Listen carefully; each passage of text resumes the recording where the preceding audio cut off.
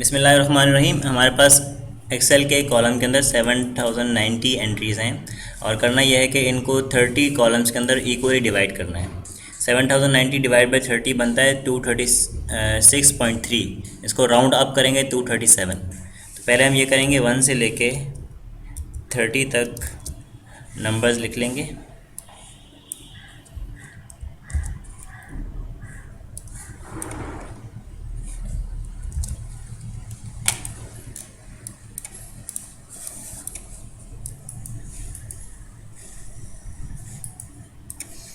इसके बाद एक फॉर्मूला लगाएंगे इज इक्वल टू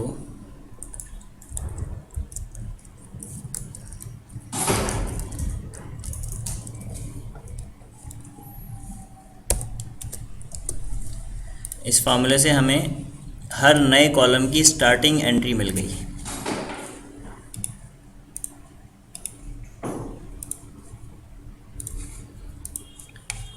फिर हम इसके शुरू में एक सेल इजाफी डालना है, हमने यहाँ पे लिख देंगे 1।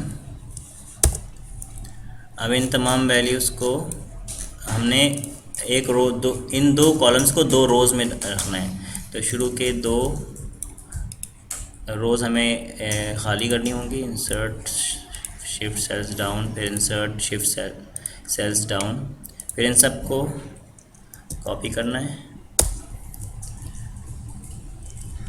Control shift down, control c, paste special, transpose okay. इनको डिलीट कर देते हैं। Control shift down, delete. अब इस पे फॉर्मूला बनाएंगे, इन वैल्यू से फॉर्मूला बनाएंगे जो सेकेंड रो के अंदर है। इज इक्वल टू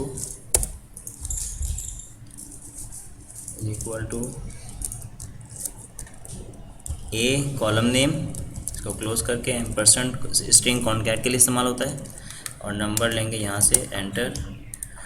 इसको हम आगे तक एक्सपेंड कर देंगे। फिर इसके बाद इसको रो को copy paste special values okay. अब इनमें से हर एक फार्मूला है, लेकिन अभी टेक्स्ट फॉर्मेट में है। इसको डबल क्लिक करके एंटर करेंगे तो ये फार्मूला अप्लाई हो जाएगा और हमें वैल्यू मिल जाएगी जो रिक्वायर्ड हमारा सेल है वहाँ से। इसी तरह यहाँ पर ये वैल्यू हमें मिल गई कॉलम ए और रो नंबर 238 से। अब इसी तरह इन सब को फॉर्मूला में कन्वर्ट करना है। तो यहाँ से लेके एंड तक हमने तमाम सेल्स को फार्मूला में कन्वर्ट कर लिया। अब शुरू के 2 ये जो एंट्रीज़ हैं इनको हम डिलीट कर देंगे। Control shift right arrow delete. इसको सेलेक्ट करके control shift right arrow control c copy कर लिया, यहाँ पर पेस्ट कर देंगे। बल्कि कॉपी हुआ, इसको कट करना था। Control shift right arrow control x, यहाँ पर पेस्ट। अब हमने सिर्फ इन सबको सेलेक्ट करके और रो नंबर 237 तक ड्रैग करना है।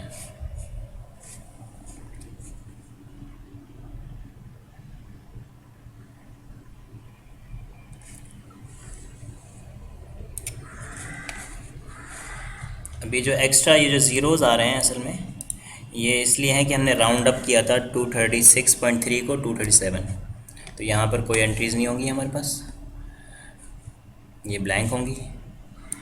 और आप देख सकते हैं कि ये 30 कॉलम्स के अंदर ये तमाम वैल्यूज़ इक्वली डिवाइड हो गई हैं। इस तमाम डेटा को